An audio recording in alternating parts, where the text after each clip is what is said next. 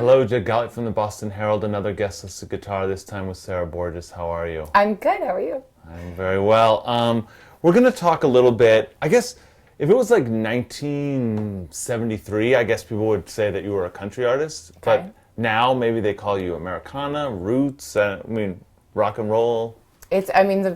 The Americana genre has gotten so big. It is big. I think it basically involves anything that has an acoustic guitar that's not like straight up CMT country. So, but Yeah. I usually just go with American rock and roll because Yeah. that's pretty far reaching. Yeah. But certainly dipping into like that, this stuff that was coming out of Nashville in the 70s and 60s and possibly 50s and 40s. But I guess what I want to talk about is how do you, if you're working in this tradition and you know, all right, this song is going to have between 3 and 6 or 7 chords. It's not going to have like 9 chords. It's not going to have like this I don't know 9 chords. Right, this like extended, outro with all this stuff. You're working within like the same limitations that like Hank Williams worked in, basically.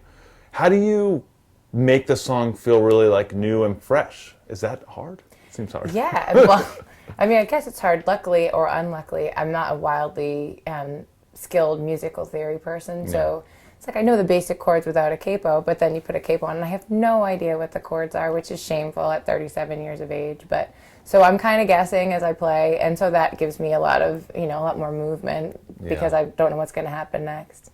But the flip side of that is I want to play songs that are easy for other people to play, like if someone wants to sit in or we want to teach them to the band. So I sort of don't want to make them wildly crazy, rife with chords and such. When you write, how does your process work? Do you start with chords or melodies or lyrics, or does each song start differently?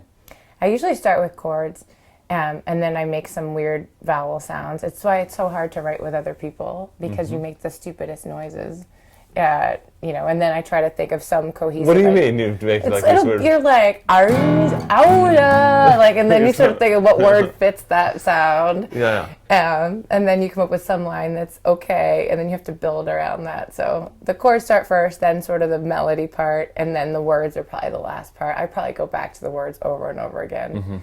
But if the chords aren't there after an hour, I'm like, forget it. I wrote a song called Daniel Lee. That was one of the first ones that it was like we recorded it with a regular band and in a studio, and I was like, I think this is good. I'm not sure, but I think it's good. Yeah.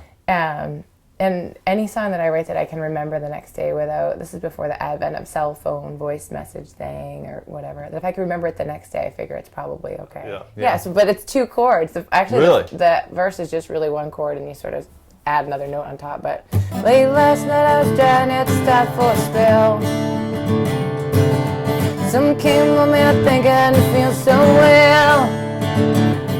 My bounce head empty, I got out of head bottom more. And the big minor pre-chorus. Yeah. Don't know, be there for sure. Oh, Daniel Lee, got me down, got me harder. Oh, Daniel Lee.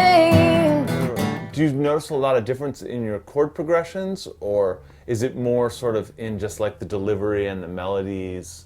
Probably the chord progressions. Like I had played with a guitar player, Mike Castellano, who's a journeyman musician around town. He's great, and he has all these incredibly weird voicings that he plays on guitar. And he's one of the best compliments he's ever given me is that he finds the voicings that I choose on guitar to be very weird, but whereas his are from schooling and playing and really practicing. Mine are totally by accident, but for better or for worse, I don't have those sort of carved out ideas of what you can and can't do. And sometimes it totally doesn't work at all. And sometimes it's like, serendipitous. Yeah. Coming down New Orleans, west on Arkansas. Set my hand to the back and took a little grown of a lately in battle. Don't you owe me. Pick me up, put me down, mister, won't you let me be? And I feel